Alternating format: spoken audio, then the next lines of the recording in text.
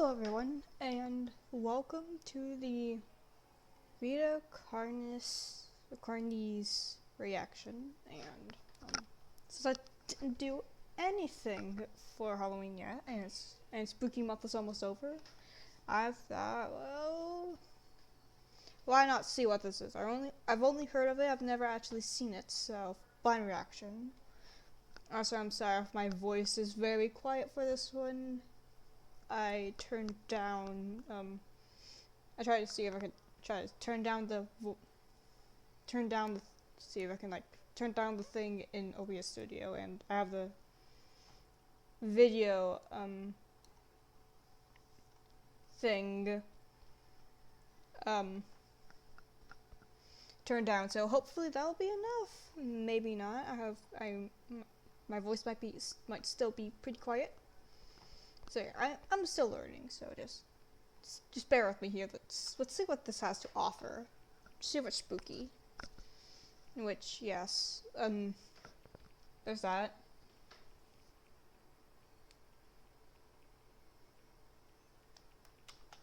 Federal law provides severe civil and criminal penalties for the unauthorized viewing of this footage. Possession of this footage may lead into investigation and detection of release from whatever that is. Will face a penalty of $500,000. All right.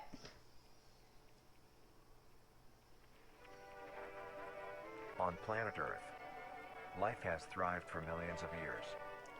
Strange. Creatures big and small have found ways to adapt and evolve to flourish in all types of environments. Yes. From barren wastes to lush forests, life can be found. Earth has homed these creatures since the dawn of life itself. Only until very recently, things have changed. New life forms have appeared all around the globe and completely changing the balance of nature and what we know about evolution itself. That is why we, at National Living Meat Research, have been studying these new species, trying to help educate everyone about these creatures and their wondrous ways of life. First, what are these new life forms? Since their explosive arrival across the globe in 1931, there has been much debate on what these newcomers are and where they came from. Are they extraterrestrials coming to invade Earth? Or are they demons who come from hell to purge humanity? From what our scientists have discovered, no. Yes, science. The origins of these creatures are solely to Earth, miraculously out of nowhere. We don't know why or how, but one thing is for certain, Earth is now their home. What these creatures are is mysterious and still not well known today. But here is what we do know. These creatures are comprised mainly of muscle tissue, organs, and bones. They greatly resemble animals with no skin, or store-bought meat. Because of these characteristics, they have been named accordingly as Vita Carnis. The Carnis species consume decaying, organic matter, but their main diet is composed of raw meat, not including their Carnis relatives. The Carnis only appear in places where there is an abundance of crawl, which leads to the first creature of the Carnis species, the crawl. The crawl is a growth of meaty tendrils that closely resemble the small intestine, the only difference being the dark red coloration. These tendrils grow in a similar pattern as vines, mold, or fungi. A primary stem structure is the host to divisions of other, smaller branches. In each tendril contains a variety of veins, arteries, and other similar organs used to transport nutrients absorbed from its surroundings. The ends of these tendrils are equipped with organelles used to absorb water and organic matter necessary for growth. The source of these organic materials is mainly found in dirt and soil on surrounding surfaces. Using its root-like tendrils, it absorbs the material and processes it into usable energy. Although, the crawl also obtains energy through another means.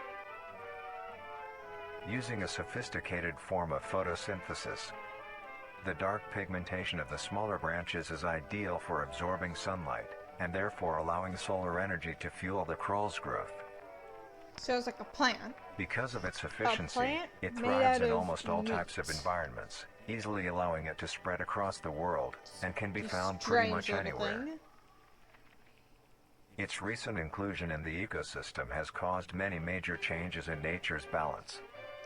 One may assume that the crawl's presence may outcompete any other competitors, but due to its unique life cycle, where old branches fall off and decay into nutrient-rich compost, all forms of life seemingly flourish instead. The crawl's abundance grants plenty of nourishment to all animals, from plants feeding on the decayed crawl, herbivores thriving on increased plant population, and carnivores feeding on both the abundant prey, and are able to eat the crawl as well. The presence of all these animals leave behind waste, which will be broken down and consumed by the crawl, and the cycle begins again. This form of symbiosis leads to an environment where all populations thrive.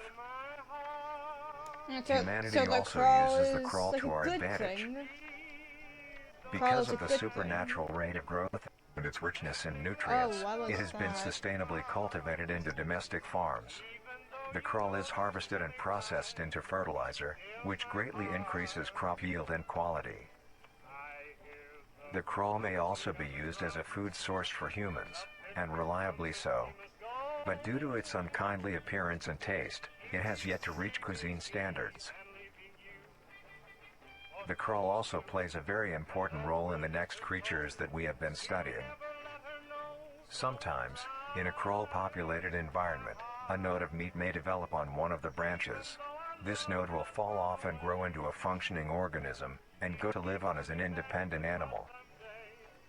This leads us to the upcoming species that we will be discussing. The first of these creatures are the trimmings. The trimmings. Trimmings are small animals that resemble skinned raccoons. Got quieter. They are commonly known to have a plump body, round head, small eyes, nose and ear holes, and an agape mouth. They are also equipped with a diversity of very limbs. Strange little fella. All individual trimmings are unique, each with a different body shape, number of limbs, and other characteristics.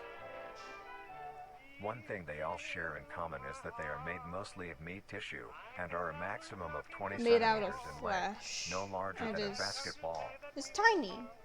Its life starts with its separation from the crawl. It will wonder to find anything that is edible and able to consume. Although it is an omnivore, being able to hunt meat and forage for plant matter, trimmings are almost entirely scavengers. Their diet consists of rotting plants and meat, including, but not limited to, fruits, vegetables, roots, seeds, insects, and deceased animals. Although its appearance is unsightly, it is a cowardly creature, only fleeing, screeching, and hiding when threatened. Because of its lack of defensive traits, it lies near the bottom of the food chain, making it easily overpowered and picked off very regularly by predators. And it's tiny and pretty much harmless, but it's terrifying. Population would eventually die out. This is not the case. The crawl constantly produces a large quantity of trimming nodes, keeping up their numbers. Naturally, trimmings can be found wherever there is abundant crawl. Trimmings grow at a decent pace, reaching maturity at around 7 months, having a maximum lifespan of 2 to 4 years. 2 to 4 years. Although they are plentiful, humanity has no proper way to implement trimmings into society. Their overabundance has even considered them pests, due to them digging through trash bins and making excessive noise at night. Kind of noises? I have no clue. Some people still keep trimmings as pets, and relatively domesticate them. Trimmings can be pets. Trimmings are a wondrous creature. From their plentiful numbers to their skittish nature, they are truly a thing to behold. The next species on our list is the meat snake. Meat snake. Oh. Why is it called meat snake and the meat snake is a worm-like creature made of a variety of types of meat, coated in a transparent, skin-like membrane. Its size varies during its lifespan, depending on how much it consumes. When it first separates from the crawl, it is only a few centimeters in length. Eventually, it will reach an average length of 5 meters. Although, under extreme conditions, like natural disasters, war, or plague, it can greatly surpass this length. The meat So it could be snake's mass. diet consists It's like a entirely mutated of dead slug. animals or parts. A meat snake is incapable of consuming a healthy, living organism. The meat snake locates its food by using a tongue-like organ covered in sensors to touch and feel its environment. The sensors catch particles of decaying meat, notifying the meat snake that there is food nearby. This process shares many similarities to regular snakes, hence the meat snake's name. Yes, has a splitting Once lower it locates jaw. the corpse, the meat snake will open its jaw and swallow the entire body whole. Once the entire body is consumed, the meat snake's stomach will release a variety of chemicals. Some will break down soft tissue like skin and the connection points between muscles. Others chemicals will then ferment and preserve the tissue to keep it from breaking down for as long as possible. After that, the remaining flesh and bones will move along the meat snake's tract and slowly be implemented into its own structure, extending the meat snake. So every time it eats, it parts gets like skulls, bigger. pelvises, hair, and fingernails will be excreted. Speaking of skulls, the meat snake will take the skull from the consumed organism and use it as its own. Each meat snake has its own skull, each corresponding to what that one has consumed. During its lifespan, it will swap or replace these skulls if needed. A meat snake's lifespan depends entirely on how much a meat snake consumes. The longest one has lived for was 28 years. So they probably can't The meat live snake that has long no in predators default. and is immune to disease due to its preserving chemicals. The only significant ways a meat snake can die is through starvation, burning, or complete destruction of the meat snake's membrane coating. Interestingly, the meat snake is the only member of the Carnis family that is able to reproduce. When a meat snake reaches an excessive size, and is in the conditions to do so, it will commence mitosis, splitting itself in two. Then the now two meat snakes will go on their separate ways and live on as two distinct organisms. Meat snakes can only be found in moderate temperature climates, not too hot, not too cold. Their population depends entirely on the amount of corpses available. Where there is It's like death, a worm there are meat snake snakes. slug hybrid Humanity will use them to with our a advantage. splitting Meat lower snakes jaw. are a very efficient and clean way of disposing of any meat products. The preserving fluid within the meat snake's body disinfects the carrion, preventing the spread of disease. Humans use meat snakes in butcher shops as a waste bin, dispose roadkill, within war on the battlefield to dispose of festering bodies and parts, and within zoos to dispose of deceased animals. They are extremely tame, not caring if any creature is around them, only acting defensively when it is within consuming a meal. This means they are very easy to tame. They're terrifying, Overall, but meat could be snakes like are a friendly marvelous little creature with a guys. very interesting way of sustaining itself. It is an amazing experience to encounter one, as long as you don't mind the smell. Our next creature is the mimic. Five Nights at Freddy's. The mimic is a bipedal creature Oh, with wow, look at uncanny that. similarities to humanoid anatomy. That They greatly resemble it's humans spooky. without skin, with added exaggerated features. These features include extended finger length, longer limbs, bulging, empty eyes, and their most prominent feature, a wide, teeth-filled smile. Although it resembles a happy face, this is due to coincidence, and is only how their facial structure is shaped. The maw of the mimic contains much more teeth than humans, and their teeth is comprised almost entirely of incisors, with some canine and premolars in the back. This tooth composition is ideal for biting down onto meat and swallowing chunks whole. A mature mimic's diet is comprised entirely of human flesh. Oh, is something gonna happen? Something gonna happen? Because Oh. of this, they are found solely around guess not. human-populated areas. The mimic's life cycle is made of 3 stages. In the first stage, a young mimic separates from the crawl. They closely resemble their trimming relatives, but are thin, sleek, and only have 4 appendages. In this stage, the young mimic will hunt small animals, moving on to larger and larger as they grow. Once large enough, it will begin metamorphosis into the next stage of life. Once fully transformed, it will resemble the description mentioned in the beginning. Its hunting style changes and becomes much more complicated. It now stalks and feeds only on humans. It will locate human-populated area and begin its search for an easy target. To blend in, it may use objects to conceal itself. These include clothing, mannequins, and furniture. Once a target has been found, the mimic will observe its prey and learn its routine and when it is most vulnerable. This is typically when the human is asleep at night. Once the prey is within position, the mimic will advance silently until it is close enough. The mimic will then execute and immediately begin consumption. Once the mimic has had its fill, it will leave the scene a fair distance away from the human population and begin to what's digest wrong with its my meal. Why that traumatized? Although, in the case that a human is awake, a mimic will use a variety of sounds to either lure or startle prey into cornering themselves. Once a human is in place, it will swiftly attack and kill the helpless target. Oh! Ooh, spooky.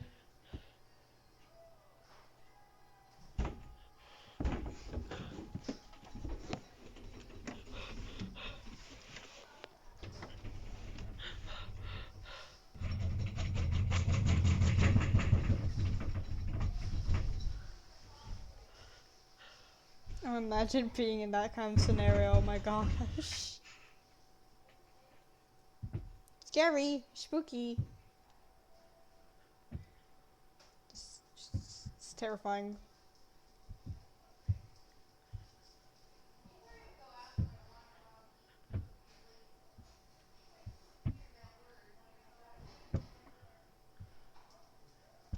It's coming closer, I think.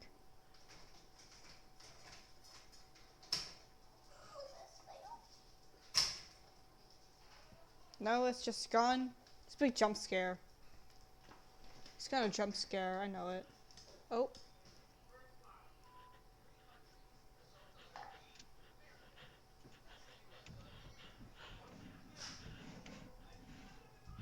Hello? Oh. Whoa!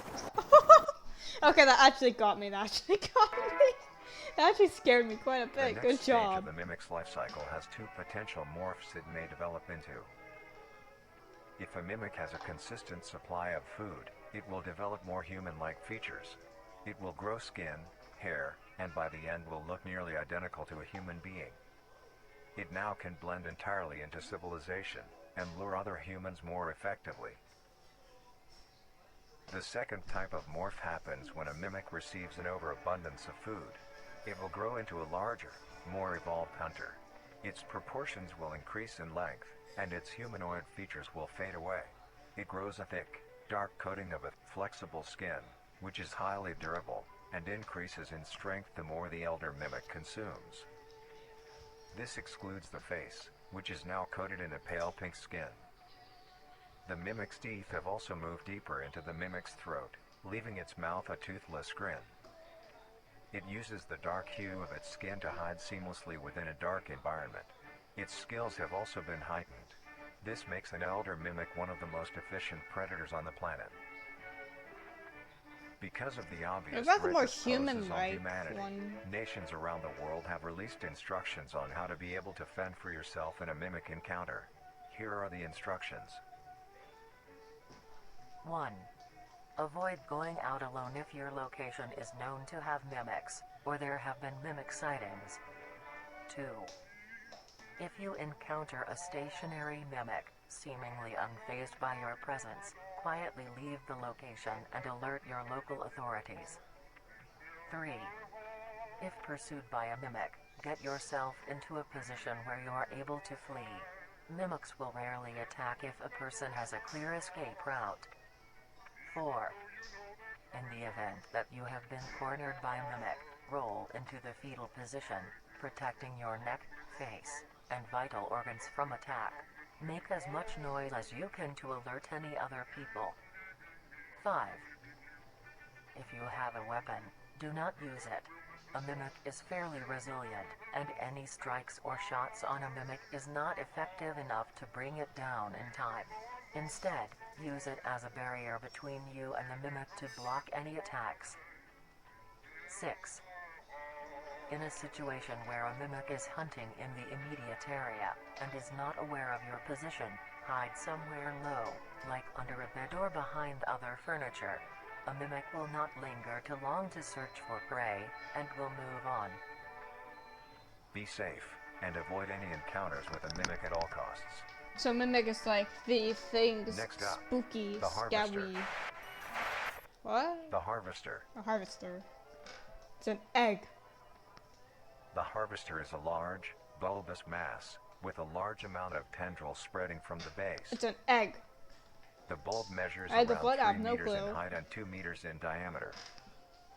The tendrils, on the other hand, can extend up to 150 meters in diameter horizontally.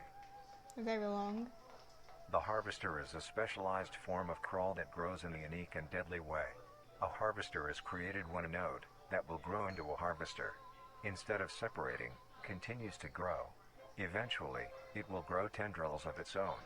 It uses the energy provided by its mother branch and expands its reach further. Its tendrils, hidden just below the surface of the ground. The harvester is equipped with 2 types of specialized tendrils. The first type is bulky and flat. They lie the closest to the surface. These branches are lined on each length of the tendril with spines, extending in the shape of a bear trap. On each side of the branch, those particular spines have a vein that feed into them, that pump 2 types of venom. On one side, the spines can inject a neurotoxin, which will attack the nervous system of whomever it is injected into, causing sudden paralysis. The other side can inject an anticoagulant, which when injected, prevents blood cells from clotting. Whenever a large animal moves across the area armed with these tendrils, the branches will clamp onto the animal and thrash violently. Once the prey has been injected with both venoms, the tendrils will rest and the prey will immediately collapse. The animal will be unable to move due to the paralysis, and the wounds caused by the thrashing spines will not stop bleeding. All the prey can do is lie patiently, until succumbing to blood loss. Once the prey has bled out, the second type of tendrils come in. They lie below the spine equipped once. These branches are thick, but very sturdy. They share similar anatomy to the small branches of the crawl, equipped with organelle that absorbs nutrients. These tendrils sense the blood, and move their way to the surface and begin to absorb the vital fluid. Once the blood has been consumed, the tendrils will wrap around the body and begin to shuffle downwards. This movement loosens the soil and slowly pull the body underground. Once secure, the tendrils will continue to feed until there is nothing but scraps. The nourishment absorbed by the tendrils will be sucked back into the main bulb of the harvester. This bulb houses all the vital organs and the venom glands that pump into the spines. The nutrients are then converted into usable energy. The remains underground decompose, providing a rich soil, causing very prominent plant growth, which then attracts more animals. A strange behavior the harvester displays is its choice of diet. The spines will only activate on larger animals, allowing smaller ones to pass by unaffected. The spines will also not activate on some species of bird. There are a couple theories as to why this happens. 1. It could be that attacking smaller animals would cost too much energy for what they get in return, making it not worth the time. Another could be that smaller animals may attract larger animals or predators, allowing a safe place where prey may thrive and lure more predators. It truly is astonishing. Yes. Although it is For a an spectacular creature, it is also very dangerous. The harvester Okay. is decently rare, only populating sparse areas in the northern hemisphere and woodland forests. If you are stung by a harvester, there will be no way of helping you, being that there is no cure, and fatality is 100% positive. Oh, The best thing you can do is avoid encountering a harvester in the first place. If you are hiking, take note of any warnings or signs saying that there are harvesters around. If you also notice an abundance of lush, ground-dwelling plants in a forested area, and there are no signs of wildlife, this is suspicious and you should leave the area, staying close to the base of large trees or rocks. If you find yourself in the middle of a harvester ground, do not panic. Sudden movements may activate the tendrils and will inject you. Although a harvester is rather forgiving, do not risk any skittish movements. Remain calm. If you have any objects with considerable heft, like coats, backpacks, or full water bottles, gently take that object and lightly toss it towards the bulb, and away from your escape route. This will activate the spines on where the object lands, distracting the bulb for a moment. You will then slowly begin to do wide shuffles away from the bulb. If possible, throw another object when you are certain you are a fair enough distance away, just to be safe. Continue until you are completely sure you are out of harm's way. You may come out unscathed, but don't be too obnoxious, or you will be a harvester's next meal. Alright. Next up is the host. Whoa. The host of influence. Host of influence. The host of influence, Strange. more commonly referred to as the host, has its Yes, name makes derived from a sense. host who invites guests to an event. Not to be confused with a host, a harborer of parasites or disease. The host is a semi-humanoid looking organism. It has the structure of a head, torso, and arms. Other than this, it shares no other characteristics. Has The no lower feet. half of the host is comprised of a mass of fibrous tissue and tendrils that burrow into the ground to hold the host in place. Instead of skin, the host is covered in muscular tissue fibers, tendons, and veins.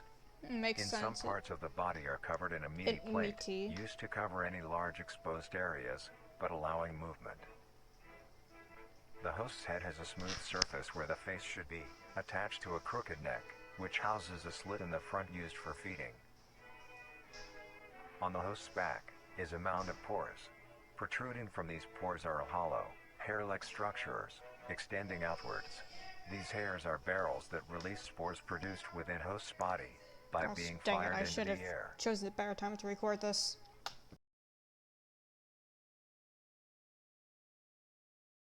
Okay, I'm back. Let me check. Am I still yeah, I'm still recording.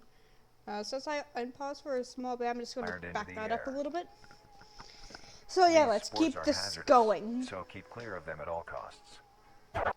Oh. Luckily, the host is rare, only found in North America. Okay. Obtaining info about the host is a very risky and daunting task. This is because of their rarity and of how dangerous it is to be up close to one. The spores released by a host is very dangerous when inhaled. A host will release a cloud of spores into the air, which will be picked up by wind and carried great distances. If an organism inhales the spores, the particles will find their way into the organism's brain and infect them. An infected organism will show no symptoms of infection right away, but a couple hours after infection the infected organism's behavior and thought process will change. The first symptoms that appear are restlessness, sluggish movement, numbness of joints, and lack of coordination. Then more serious symptoms appear over time. These include dizziness, migraines, impaired speech, and trembles. If you How's or a someone you know tremble? show these symptoms, contact poison control or emergency services.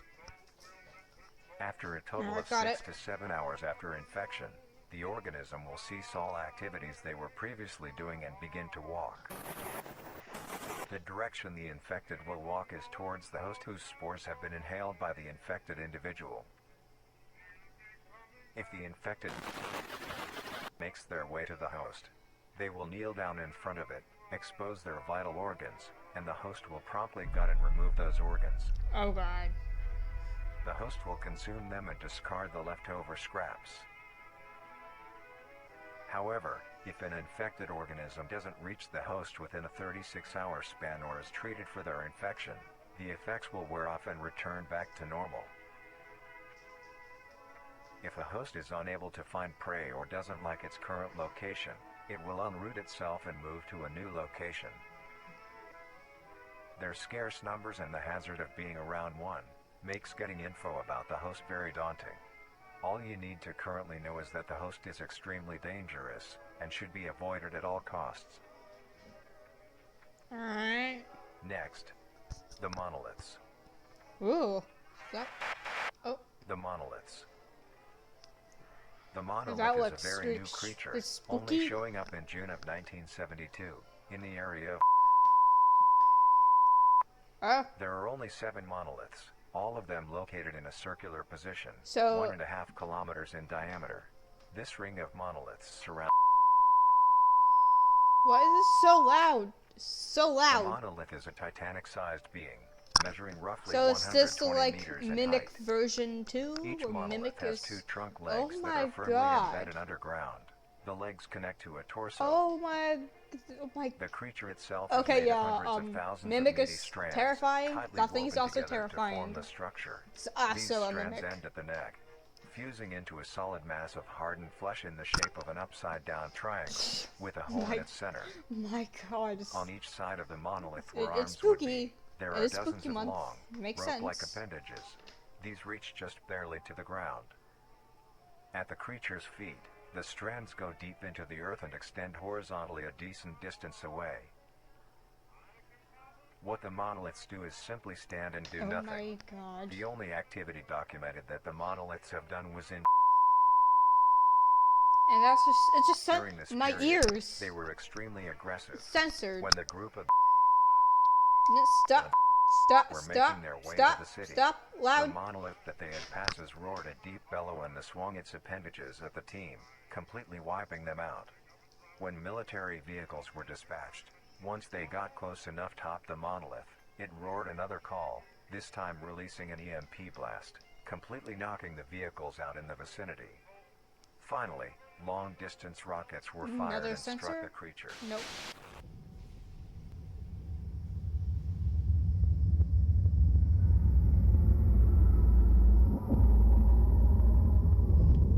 Oh.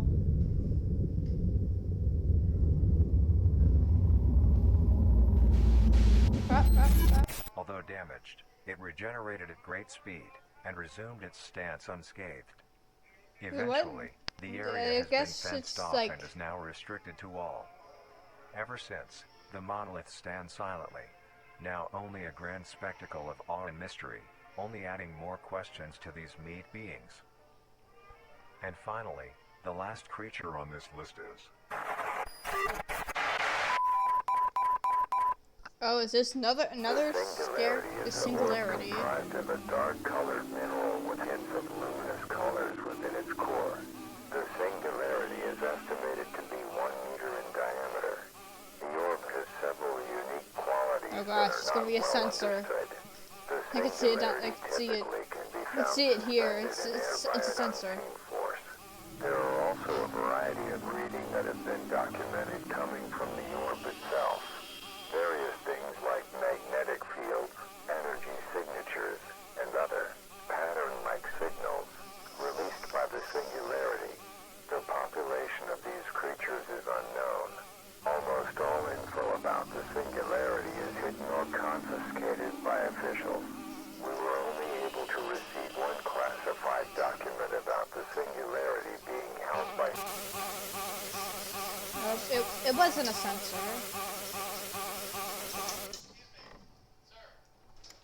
Marvelous and majestic world that exists today, it's as extraordinary to have such strange and mysterious beings appear all around us. Thank you for joining us on this journey of exploration and discovery of the lives of these living meat creatures. Alright, that was actually pretty good. More specifically, the mimic. It's called Meat Mimic. Here. Yeah, mimic. It's most definitely like the main scary thing. Like it's also found like in Harvester and Host. It's basically just all that past the point of the mimic. Yeah, that was Vita Carnis. Hope you guys enjoy the video, like, subscribe, all that jazz, and enjoy your life and stay far away from mimics.